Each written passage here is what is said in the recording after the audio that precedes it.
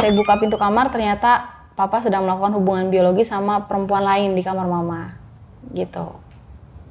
Kalau ingat kejadian itu aku agak nyesek ya. Mama muntah darah lagi di kamar, cuman kalau ditarik itu rambut yang keluar.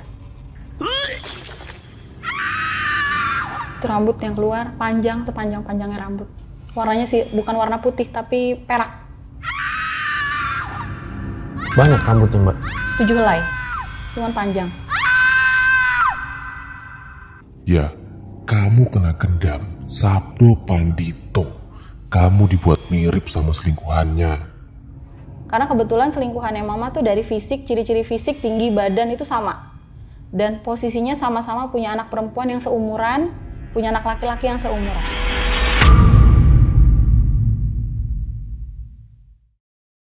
Jay, sini Jay.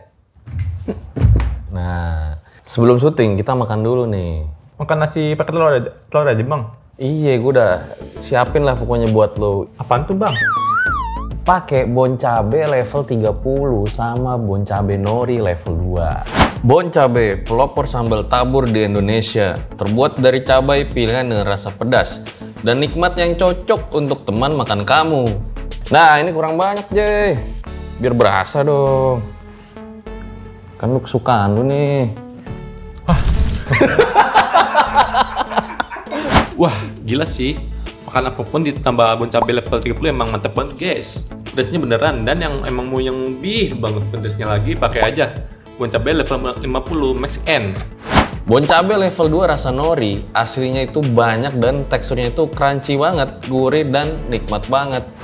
Bon cabe sambal tabur ini bisa kalian beli di supermarket, minimarket, atau toko terdekat. Bisa juga kalian beli online nih, gue taruh linknya di deskripsi. Gimana rasanya, Jay? Wah, gila sih. Wah, cepet-cepet dah, gue pengen nonton video Mamet nih. Kita masuk ke ceritanya.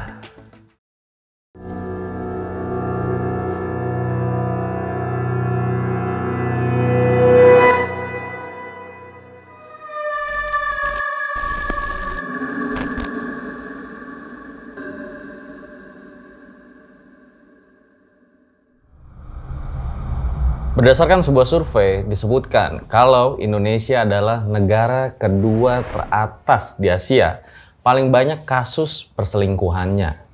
Apakah perselingkuhan itu indah atau jangan-jangan keindahannya itu hanya semu belaka? Hari ini gue dikirimkan DM oleh salah satu netizen RJL yang menceritakan pengalaman hidupnya, dan ini ada hubungannya dengan perselingkuhan. Langsung aja kita sapa. Halo Mbak Vita. Halo, Kak Raditya. Makasih ya udah ngirim cerita ke RJL ya. Sama-sama.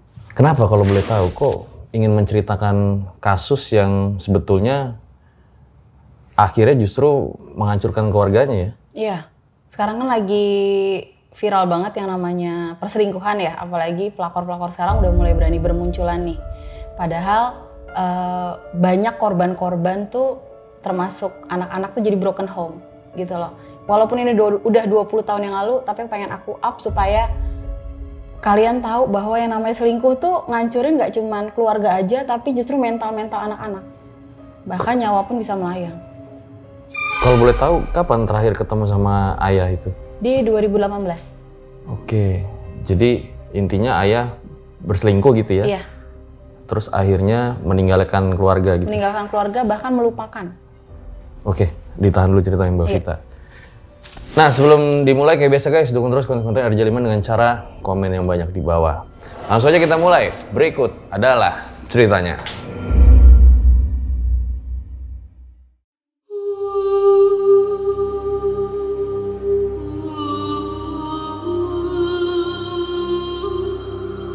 Ya, Mbak Vita boleh diceritakan awal mulanya tuh kayak gimana? Awal mulanya, papa itu sosok yang baik, perhatian sama keluarga, perhatian sama anak-anak, selalu care sama anak-anak. Apapun yang anak-anak butuhkan, papa tuh selalu ada. Gitu, sampai sebelum kejadian papa berubah. Papa tuh orang yang paling peduli sama anak-anak karena kebetulan kan papa kan kerja pagi pulang sore. Kalau mama kan ada usahanya. Jadi yang lebih sering kontak sebenarnya tuh papa ke anak-anak gitu. Terus di tahun 2001 saat itu usia saya menginjak 12 tahun. Saya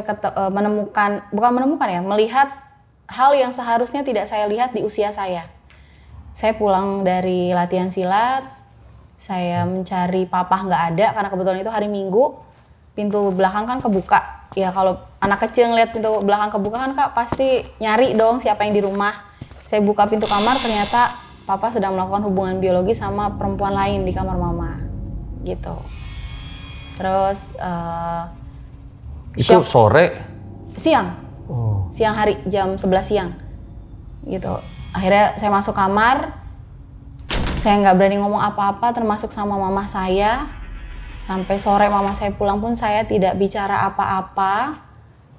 Hingga 2 hari kemudian, mama pulang agak terlambat, mau tidak mau saya berkontak sama papa, berkontak langsung, maksudnya saya juga nggak berani ngobrol atau apapun, cuman papa tiba-tiba bentak saya bahwa apa yang kamu lihat jangan sampai kamu sampaikan ke mama.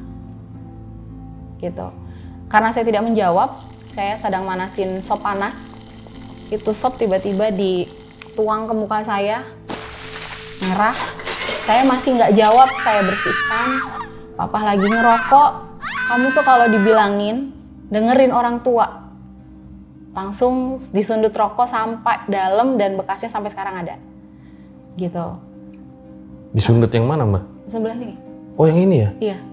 Wow. Gitu. Jadi dalam sekejap itu bisa berubah 360 derajat sikapnya. Mohon maaf sebelumnya, itu ceweknya belum pernah dilihat? Baru itu doang? Baru itu aja. Oh. Baru sekali itu aja ngeliat. Terus dari situ di 2001 itu kita sempat blank.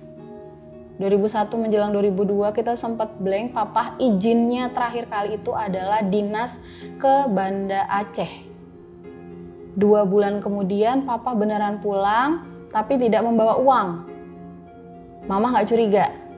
Sampai akhirnya papa bilang berangkat lagi ke Palangkaraya. Saya ingat banget, tiketnya pun ada, Garuda Indonesia gitu.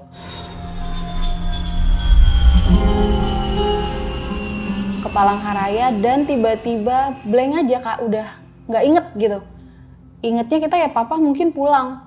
Sampai akhirnya ada tetangga yang negor bahwa, Bu, kok bapak nggak pernah kelihatan ya? Masa iya sih?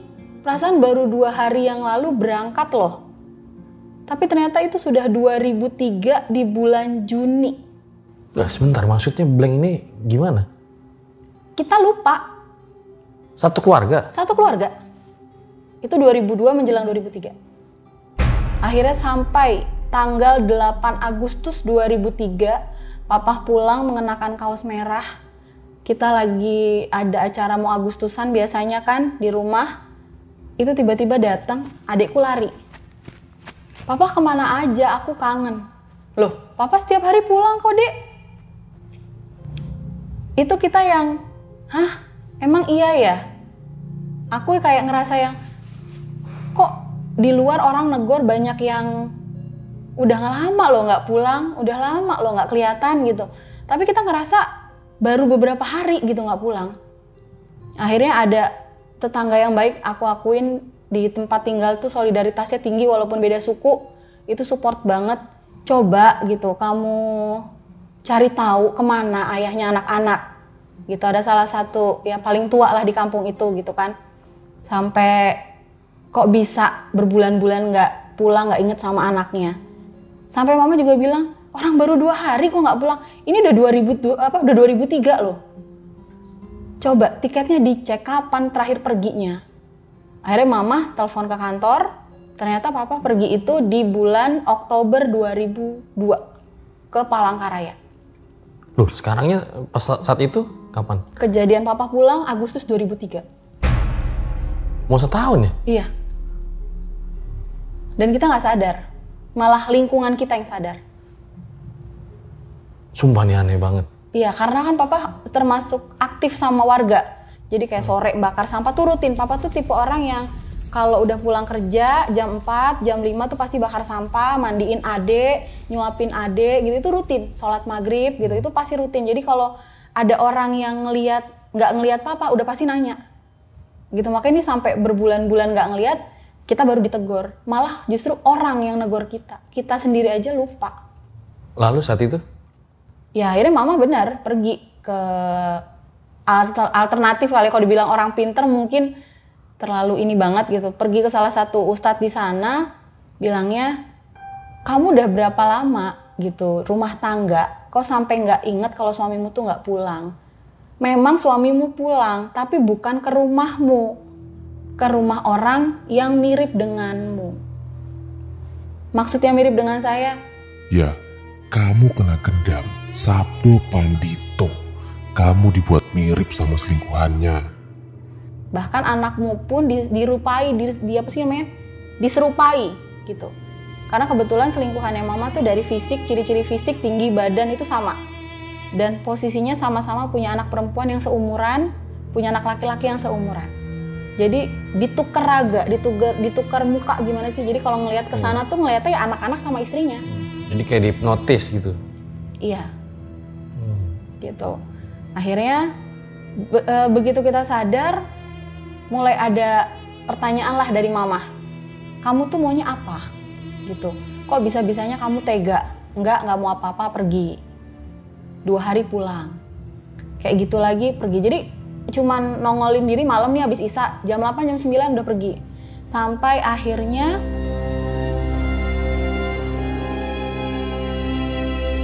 di bulan Desember 2003 menjelang tahun baru itu papa minta izin sama mama mau menikah lagi. Mama nanya usianya berapa, sama siapa. Kalau memang lebih muda dari saya izinin. Ya udah ngomongnya nanti aja, ini saya bawain makanan kesukaan kamu.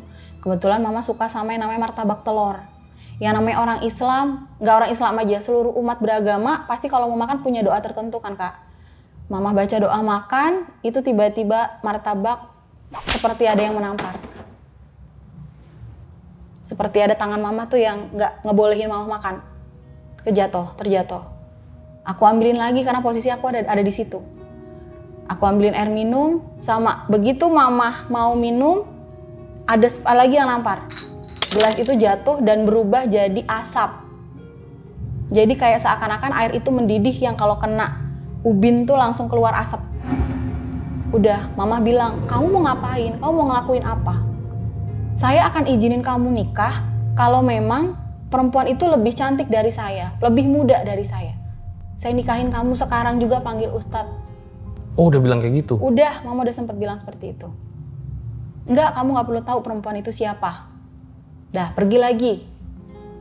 Jadi setiap datang hanya minta izin nikah, tapi mama selalu mencecar dengan pertanyaan siapa dan siapa. Sampai akhirnya di bulan Juli 2004, karena riasan mama kan usahanya salon sama buka rias pengantin, itu lagi naik-naiknya.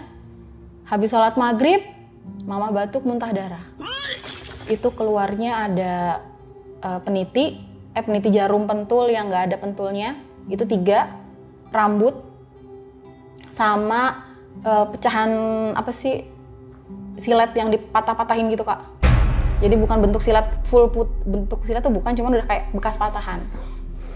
Kita masih berpikir rasional bahwa saingan bisnis, karena teman mama ada yang seperti itu karena persaingan bisnis gitu kan.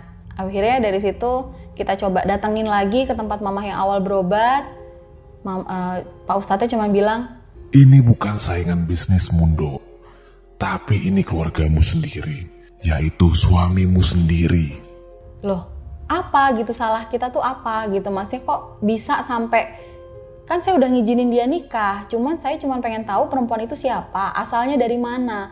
Saya juga nggak mau punya istri kedua atau anak atau ibu sambung buat anak-anak saya itu yang nggak benar gitu. Mama cuma bicara seperti itu.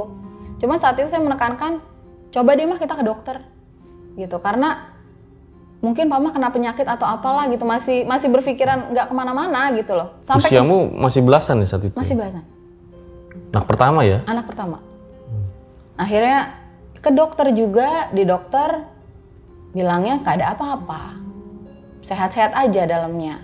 Ya mau nggak mau kita berobatnya ke alternatif kan Kak, gitu. Ya udah dari situ di bulan Juli 2004 sampai Akhirnya emosi, kesel, campur aduk. Saya udah SMP kelas 1. Itu rasanya gimana ya? Udah nggak pernah pulang, nggak ngasih uang. Teror tuh terus dateng. Teror bukan dalam hal yang surat kaleng ngata-ngatain atau apa ya, kan ini teror gaib. Gitu. Kita bertiga lagi ngumpul. Malam jam 11 malam lagi cerita lah sama mama sama adek. Kok papa bisa ya kayak begini? Tiba-tiba jam setengah 11 malam, angin kenceng di atas rumah. Itu kebetulan daerah saya tahun segitu, pohon bambu semua Kak. Di belakang rumah lapangan bola segede-gedenya dan dikelilingin pohon bambu. Memang auranya pun kalau udah habis maghrib tuh udah gak enak lah gitu. Itu angin kenceng sekencang-kencangnya, pohon bambu berisik, bunyi ngaki-ngaki karena bergesekan. Tiba-tiba cekikikan kuda itu panjang banget Kak, hampir setengah jam di atas rumah. Sampai jam setengah 12 kita liatin mati lampu tiba-tiba. Nggak ada hujan, nggak ada apa-apa, tiba-tiba mati lampu.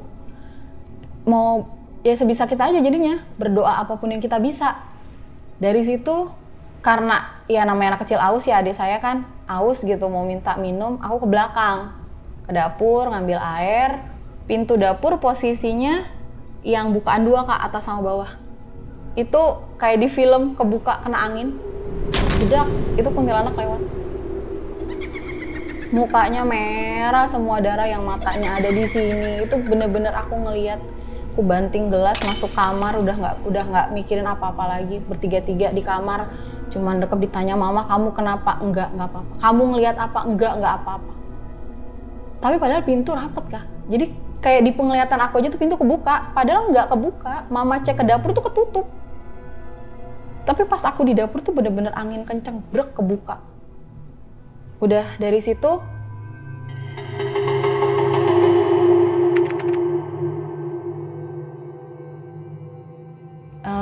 2005 berjalan, akhirnya dengan emosi anak labil lah ya, bisa dibilang masih menginjak belum remaja juga, aku ke rumah, aku nyari tahu papa tuh di mana tinggalnya, karena udah nggak pulang-pulang kan, nggak pernah ngasih uang juga.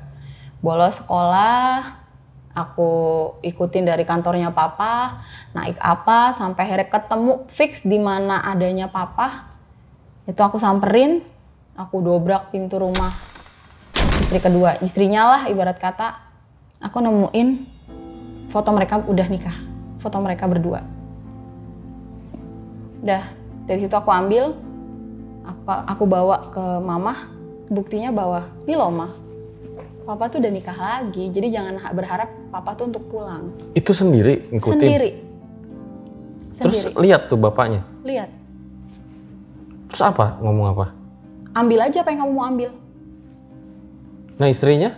Istrinya di salon. Jadi istrinya tuh dibukain usaha sama kayak mama. Buka usaha salon juga. Di daerah Jakarta Selatan. Gitu. Aku bawa pulang. Yang ada aku masih malah ditampar sama mama. Jadi kamu nggak sekolah cuma buat nyari ini? Iya.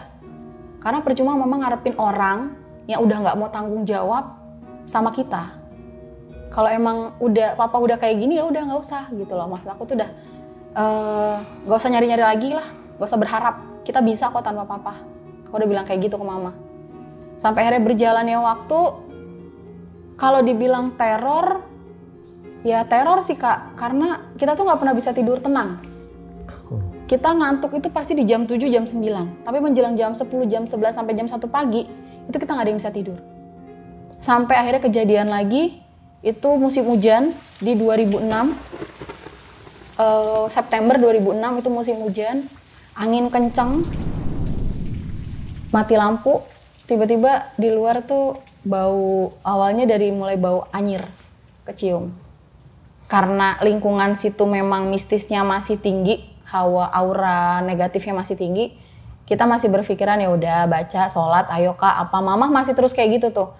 Enggak, Ma, ini udah mulai ada yang aneh. Aku tuh kayak selalu berantem, bertentang sama mama, nggak pernah sejalan kayak dulu. Apa yang aku omongin, apa yang mama omongin tuh selalu nyambung gitu. Sekarang tuh enggak. Kayak ibarat kata magnet tuh bertolakan terus. Sampai akhirnya mama yang keluar pintu nanya, nggak ada apa-apa. Enggak, Mah, di luar ada orang lewat. Nggak ada, Kak, ada mah di luar ada orang lewat, aku bilang. Begitu aku balik badan ke jendela samping ruang TV, pocong mukanya hitam, nggak ada matanya sama sekali. Berdiri di jendela, posisi jendela aku kan begini, ini pintu kamarku. Jadi ini pintu kamar, ini jendela. Baru samping kamarku tuh kamar mandi. Itu bener-bener pocong warna hitam, diri gede banget. Kalau dibilang ada bola matanya, nggak ada, orang hitam semua, Kak. Cuma ada kelihatan kain kafannya putih. Mulutku tiba-tiba nganga, mau bicara apapun nggak bisa. Kayak leher tuh tersekat. Nggak bisa ngomong apa-apa sampai ditepok sama adikku yang kecil. Kamu ngeliat apa, Kak? Enggak, udah ngomongin enggak doang. Sampai kayak terbata-bata gitu. Dari situ mama bilang, ayo kita pulang. Mama ngajakin pulang ke kampungnya. Karena menurut mama ini udah bukan hal yang bisa diobatin di luar nalar lah, udah di luar nalar gitu.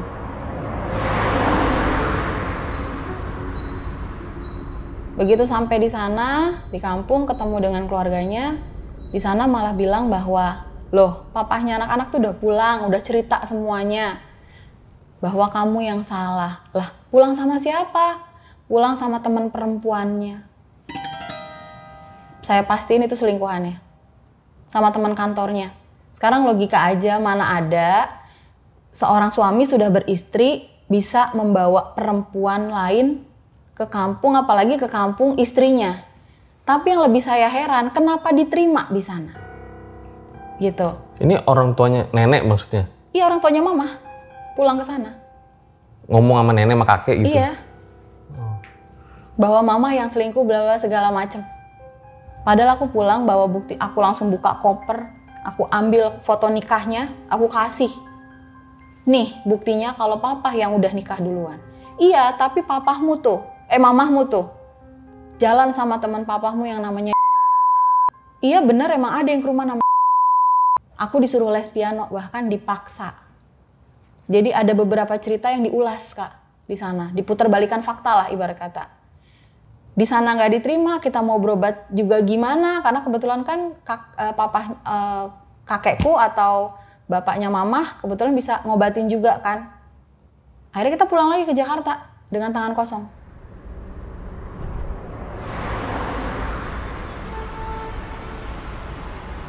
Karena udah tekanan dari keluarga mama tuh yang tidak mensupport sama sekali keluarganya. Anaknya sendiri bahkan nggak disupport. Gitu. Sampai akhirnya di 2006 kita memutuskan untuk berobat ke orang lain lagi. Baru berobat pulang dikasih, ini kamu coba sholat malam, bacaannya ini, kan gitu kan. Baru dijalanin 3 malam itu tiba-tiba mama ngelihat bola api yang biasa orang bilang Banaspati. Itu 3 sekali datang di kamar mama. Hari keempat mama datang lagi ke Pak Ustadz. Saya melihat seperti ini, lanjutin. Selama tidak menyerang rumah kamu, selama tidak membuat apa-apa di rumah kamu, lanjutin sampai hari ke-40. Mama lanjutin, karena setiap apa yang mama kerjakan, mama kan ceritanya ke aku ya Kak ya. Malam ke-7, malam ke-11, kalajengking segede rumah itu ada di depan pintu. Tingginya setinggi rumah aku itu 2,80 meter. Hah? Maksudnya? Kalajengking, jadi posisinya depan rumah aku itu masih masih kebun, terus pinggiran itu kan kebun bambu. Karena mama dengar ada orang yang ngobrol, karena kan di kampung sebelah kebetulan ada yang hajatan, disangka itu ada yang ngobrol di depan rumah. Mama nggak fokus. Begitu mama buka, bukannya orang yang ada, itu kalajengking lagi melengkung gini. Tingginya 2,80 meter, setinggi rumah. Oh ini ibunya aja yang lihat? Mama yang lihat. Akhirnya mama lemparin garam. Mama lempar garam dari pos. Kalau kamu ngeliat hewan apapun yang ada di depan rumah, kamu lempar garam. Kata Pak Ustadznya kan. Mama lemparin garam, tutup lagi pintu. Malam ke-13 aku inget banget, mama nggak bisa tidur, aku nggak bisa tidur. Itu rumah hawanya udah kayak orang kebakaran. Panas sepanas-panasnya rumah. Kalau buka pintu samping, aku takut maling. Karena belakang rumah posisi lapangan luas. Mau nggak mau aku pintu depan karena jalan buntu kan Kak. Aku buka pintu depan, aku masih melihat kalajengking lagi, segede-gedenya. Masih yang mama lihat warnanya hitam, matanya merah, setinggi rumah. Itu di malam ke-13, aku yang lihat. Mama ada di kamar. Mau nutup pintu nggak bisa, aku udah duduk lemes. Nggak bisa apa-apa, sampai sadar-sadar subuh. Mungkin aku pingsan di depan pintu itu.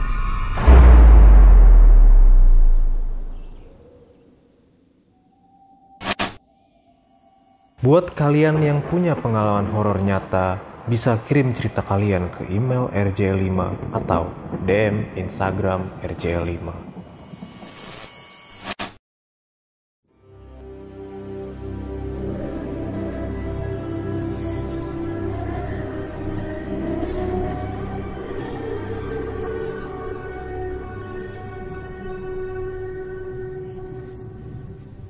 Begitu azan subuh aku baru sadar, aku baru nutup pintu. Sampai terus di malam ke-17 atau 21 aku lupa, itu mama muntah darah lagi di kamar. Mama muntah darah lagi di kamar. Kalau ingat kejadian itu aku agak nyesek ya. Mama muntah darah lagi di kamar, cuman kalau ditarik itu rambut yang keluar. Itu rambut yang keluar panjang sepanjang-panjangnya rambut. Warnanya sih bukan warna putih tapi perak. Banyak rambutnya, Mbak. 7 helai, cuman panjang. Itu. Sampai akhirnya di malam ke-41, Mama nggak bisa bangun, nggak bisa bereaksi apapun, hanya bisa tidur dan mengedipkan mata. Sampai Pak Ustadz aku panggil ke rumah. Katanya sudah tidak usah diteruskan, daripada ibumu yang hilang nyawanya. Saya bersihkan saja rumah kamu ya. Akhirnya dibersihin sama Pak Ustadz, dikasih air kembang, suruh nyiramin ke sekeliling rumah. Udah habis disiramin ke sekeliling rumah, menjelang maghrib, itu kamar mama baunya seperti bau bangke. Bau bangke yang melebihi bau, selebih-lebihnya bau itu menurut aku. Aku cari di mana, maksudnya takutnya bangke tikus atau bangke apa gitu kan. Ternyata enggak, bukan bangke itu. Bangkainya keluar dari lubang di bawah kasur mama. Bangkai apa? Sebenarnya bukan bangke Kak jatuhnya, begitu kasur mama digeser, kita gali sama Pak Ustadz, itu ada kain mori. Kain mori ukuran kotak lah. Itu begitu dibuka, isinya ada paku, ada silet, ada benda-benda tajam, beling, daleman mamah, bra dan underwear juga ada di situ. Yang untuk ngiketnya itu ternyata ada tali pocong gitu. Kenapa itu bisa bau? Ya karena selama yang mamah jalanin berusaha lah, ikhtiarnya itu berhasil, jadi kebongkar. Apa sih yang ada di rumah itu? Sampai kita tuh dibikin panas. Papa dibikin nggak betah di rumah. Ya itu apa yang ditanam. Yang nanam siapa? Ya papa sendiri. Aneh kan gitu, dari papa yang sifatnya care, peduli, terus tiba-tiba nanam kayak gituan untuk ngancurin keluarganya sendiri. Itu udah di luar nalar menurut aku. Akhirnya dari situ konsultasi sama Pak Ustadz, kata Pak Ustadz jangan diterusin. Udah biarin aja. Yang perempuan itu hanya inginkan adalah materi dari suamimu. Karena papa ya dikatakan tahun segitu pekerjaan papa tuh sangat diidam-idamkan lah sama semua orang gitu di jabatan itu.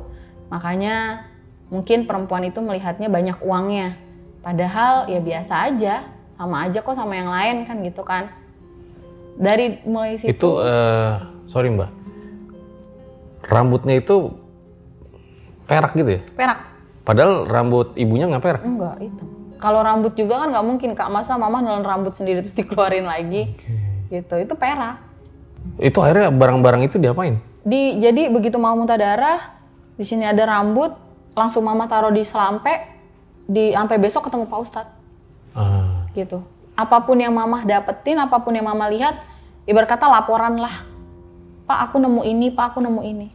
Jadi dibantu juga sama Pak Ustadznya. Itu alhamdulillah baik, orang paling baik yang pernah aku temuin. Gitu. Sampai akhirnya di 2005 menjelang 2006 kita pasrah. kita sudah mencoba mengikhlaskan gitu. Kita sudah tidak mencari papa. Kita berusaha melupakan, kita hidup bertiga.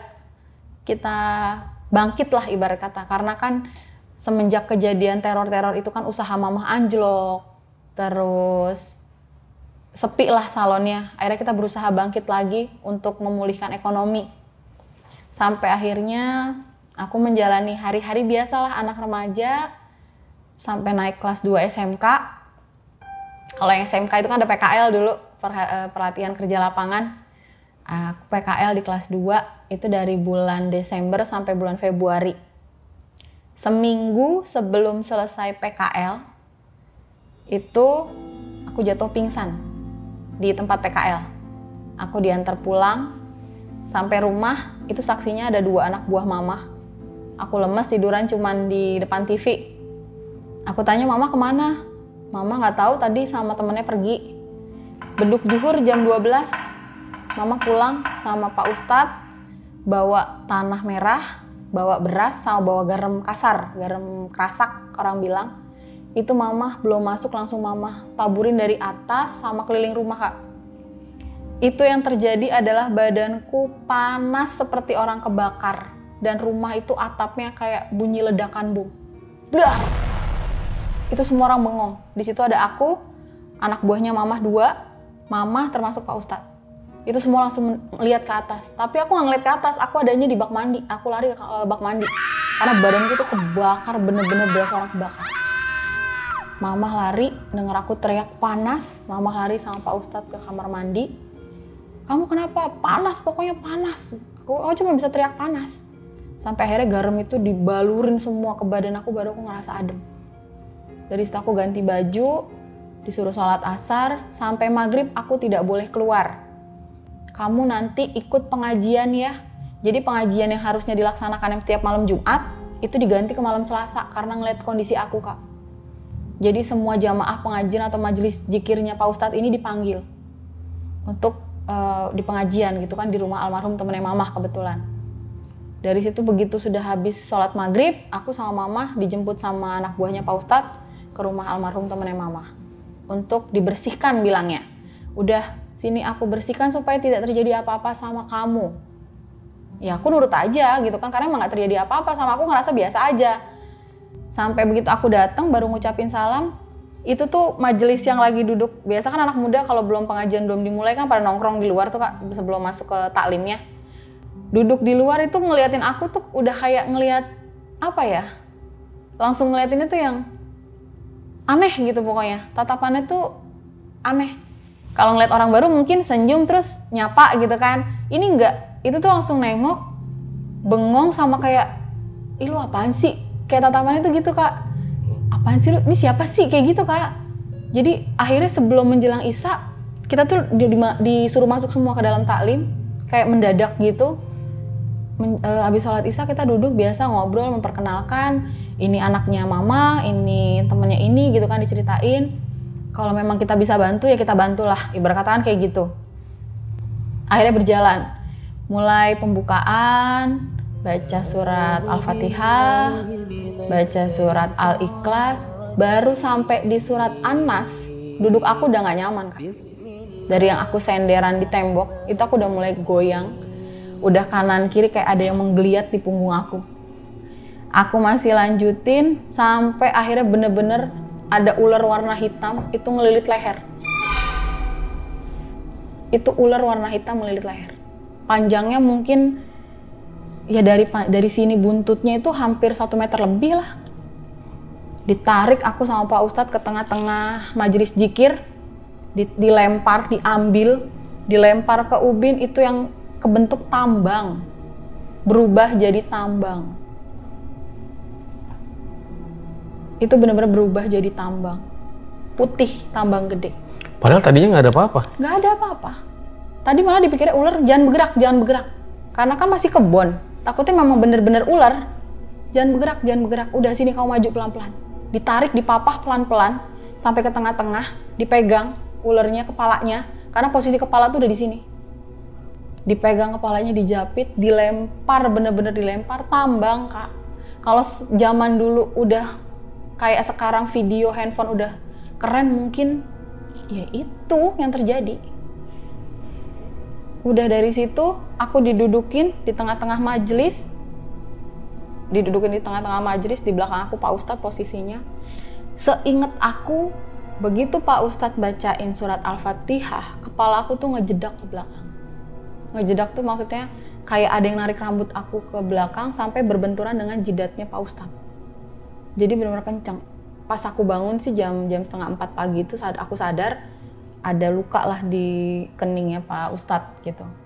Nah, dari mulai aku nggak sadar itu tuh yang aku dengar itu cuman suara kereta kencana, kereta dengan ringkikan kuda.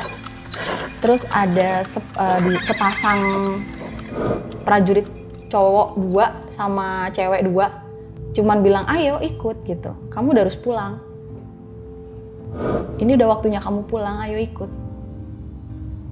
Yang aku dengar hanya itu. Tapi di satu sisi aku samar-samar denger jauh banget fit bangun, fit bangun. Tapi tuh jauh banget suaranya. Yang lebih jelas yaitu udah waktunya kamu pulang, ayo ikut pulang. Kalau mungkin aku ikut dengan mereka, ya aku nggak tahu, aku mungkin udah nggak ada di sini, gitu. Yang aku inget, mungkin menurutku itu cuma 5 menit Kak, kayak begitu. Tapi begitu aku sadar, posisi aku sudah terbujur kaku, dibungkus kain kafan, bener-bener hanya mata aku yang bangun, melek. Nangis, kok aku diginiin, ini kenapa? Aku bilang. Udah jadi tangisan Kak, aku udah diyasinin sama majelis zikir. Maksudnya udah pakai kain kafan gitu? Udah di kain kafanin. Udah di kain kafanin. Karena mungkin udah nggak sadar kali ya? Iya. Udah nggak nafas? Enggak, katanya masih nafas. Cuman di situ selama aku dari jam 9:30 itu kata almarhum temennya mama, sampai jam 3 pagi itu aku kesurupan. Itu kesurupannya udah bener-bener yang 73 orang, 43-nya cowok megangin aku, kaki, tangan semua, itu nggak ada yang kuat, mental. Itu karpet semua udah acak-acakan, piring kemana, nampan kemana, itu udah nggak tahu kemana-mana semuanya. Sampai jam 2:30 pagi aku melek, bener-bener melek, aku cuma pakai kain kafan. Itu udah jadi tangisan, udah diyasinin. Itu belum diceritain apa yang terjadi sama aku. Sampai akhirnya dikasih air kelapa sama Pak Ustadz, diminumin sama buat mandi ya, dicampur buat mandi. Besok sebelum asar kamu ke pondok, ke tempatnya Pak Ustadz. Di rumah aku baru bisa tidur, tidak terjadi apa-apa sampai jam 2:30 menjelang asar, mama ngajak lagi ke rumahnya Pak Ustadz.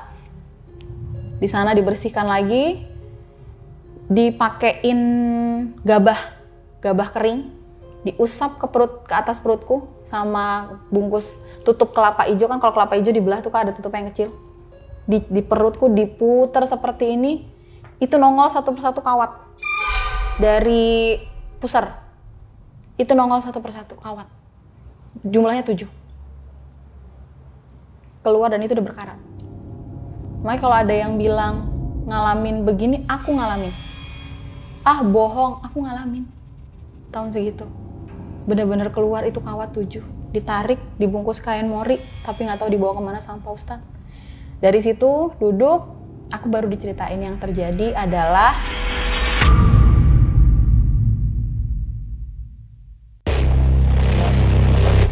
di part terakhir. Pernah ketemu di 2018 itu yang memancing saya mencari ketika saya lagi scroll Facebook istrinya. Jujur kalau dibilang benci, tapi perjalanan 12 tahun saya sama papa itu bener-bener yang ya dibilang seorang sosok ayah paling baik tuh terngiang gitu Kak di kepala saya ya. Kira-kira kenapa tuh? Kalau ini mungkin karena dipengaruhi dari hal-hal lain ya Kak, hal-hal gaib termasuk bukan pure perceraian itu bukan karena ada masalah sebenarnya, tapi karena memang masalah itu dibuat. Jadi rumah tangga itu bukan karena cekcok atau bukan karena apa, tapi karena dibuat.